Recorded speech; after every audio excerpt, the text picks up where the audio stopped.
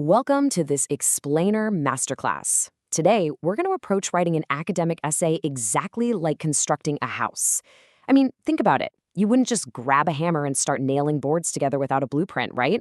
You need a solid foundation, load-bearing walls, a sturdy roof. Well, writing is literally no different.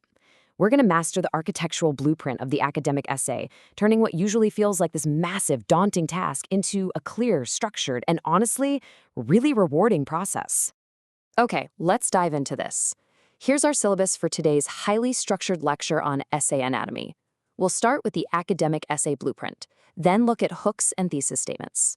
After that, structuring the body paragraphs, crafting a powerful conclusion, and finally, we'll wrap up with 10 academic essay types.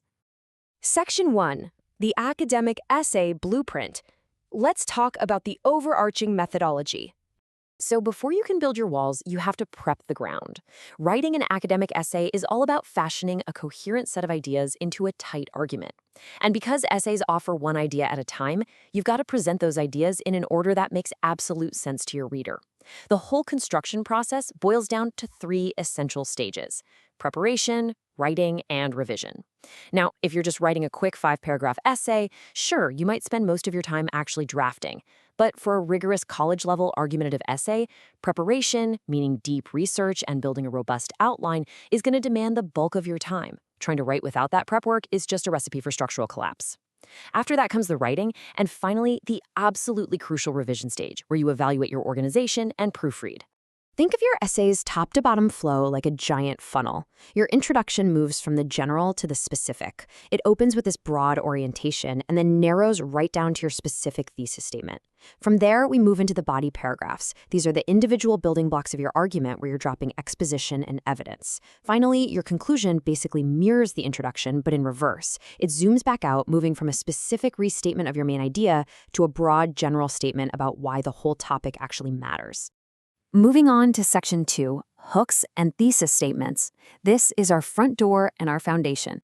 So how do we actually invite readers in, and how do we securely ground our central argument? Look, the absolute fastest way to ruin a great essay is to build a boring front door, a dull first line. Your hook is those first 1 to 3 sentences of your intro, entirely designed to spark curiosity. And there are 6 incredibly effective ways to pull this off. You can use a rhetorical question to challenge assumptions. You can drop a surprising fact or statistic to instantly build credibility. You can use a quote from a trusted source, make a really bold declaration, or you can even use a brief personal anecdote or vivid description to draw the reader in through empathy and imagery. Take a look at this exquisite example of a quote hook. By bringing in the words of Nelson Mandela, the writer instantly injects massive authority into their essay, and it immediately links their specific topic to a much larger global discussion. It grabs you right away and naturally paves a path straight toward the core argument. Now, once they're through the door, your readers need to see the foundation, your thesis statement. A strong thesis is essentially an equation made of 2 halves.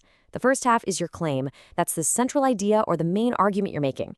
The second half is your roadmap, the specific, major supporting reasons you're going to unpack in the body of your essay. And this brilliantly illustrates how we put that equation to work. Let's say our core claim is, being a vegetarian is better than eating meat. Okay, great. But then we link it with the word because to our roadmap. It is healthier, it is less expensive, and it doesn't harm animals. Together, claim plus roadmap creates a unified, incredibly explicit thesis statement. It gives the reader an undeniable focus for the rest of the essay. Now, what's really interesting is this next part. Section 3, structuring the body paragraphs. Let's construct those load-bearing walls. So, we are now building the load-bearing walls of our essay house, which are going to make up about 60 to 80% of your entire text. Think of it like this. A paragraph without your own critical thinking is basically a pie with mushy filling and no crust. It just falls apart. You can't just slap a bunch of evidence from other sources onto a page. The pie structure is your best friend here. First, establish your point in a topic sentence. Next, illustrate that point by providing specific, relevant support, like research studies or stats. Finally, you have to explain it. Use your own words to discuss exactly how that example proves your point. Another really fantastic blueprint for this is the PEAL acronym.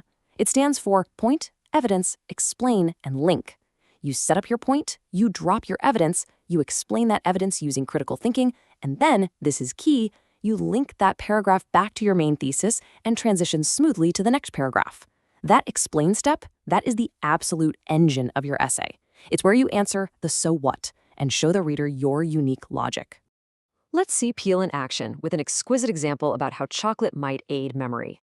Your point: people eat chocolate in many forms and for many reasons. Your evidence: it was used for medicinal purposes by the Olmec, and today we know it contains polyphenols, which may help reduce blood pressure. Then you explain. This demonstrates that chocolate is eaten for a variety of reasons, from a raw health aid to an everyday sweet snack. And finally, you link it back to your thesis about how this massive variety of uses complicates modern research into its memory-giving properties. Point, evidence, explain, link.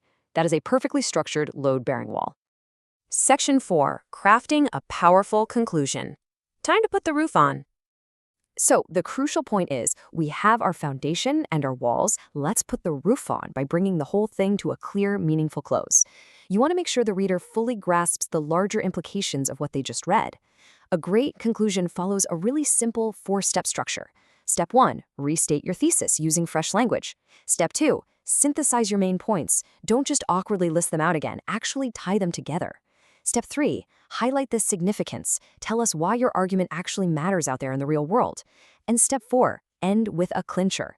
Now, what you absolutely must avoid here is introducing new evidence or major ideas at the last second. And please, for the love of writing, skip mechanical phrases like "in conclusion." Your clincher is your final impression. Listen to how confident this beautifully crafted clincher sentence is, wrapping up an essay on community gardens. When cities invest in access, they invest in long-term health. It's concise, it's authoritative, and it shapes exactly what the reader is going to remember most. You want to leave them nodding their head, provoked by a perfectly clear final thought. Let's move to and see how this builds into Section 5, 10 academic essay types. These are our architectural styles. So you know the blueprint, right? The foundation, the walls, the roof. Now let's step back and admire the different architectural styles your essay can take. Honestly, your choice here depends entirely on your objective. Are you telling a personal story? That's a narrative essay. Trying to paint a vivid picture? Descriptive. Are you neutrally explaining a topic with cold, hard facts? Expository. Maybe you need to explain how to do something in chronological order. That's a process essay. If you're trying to convince a reader using pure facts and logic, you'd write an argumentative essay. But if you want to appeal to their emotions and their morals, that's a persuasive essay. And if you're doing an in-depth analysis of a book or a film, you're crafting a critical essay. But no matter the style, the structure remains remarkably consistent. A captivating hook, a solid thesis, logical PIE or PEL body paragraphs, and a synthesized conclusion. You now possess the complete architectural master blueprint for academic writing.